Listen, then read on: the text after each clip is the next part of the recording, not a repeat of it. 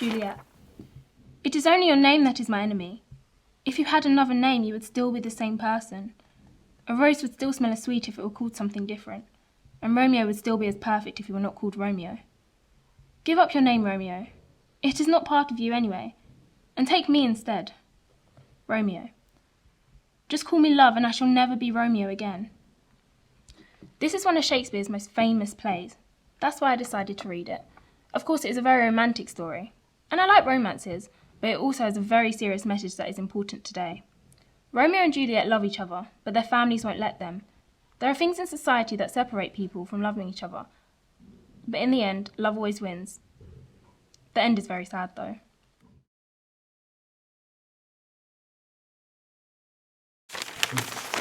The cub had many things to learn.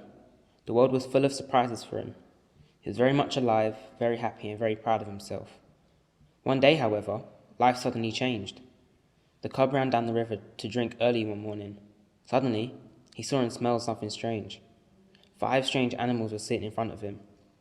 The cub had never seen men before, and suddenly he felt very small. I really enjoyed reading this book. The sentences were short and direct. It was easy to understand.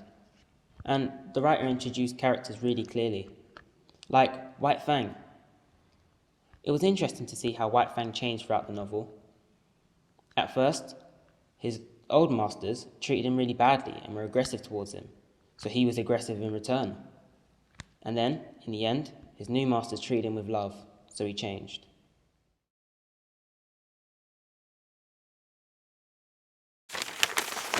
"Do not kill me yet," the monster cried. "Listen to what I have to say." "What can you say to me?" I replied. "You have destroyed everything I loved. You are a thing of evil, a wicked creature." "You made me," the monster replied. "I did not wish to be evil. I wanted to be your friend, but you made me ugly and ran away from me. I asked you to create a friend for me, but you destroyed her.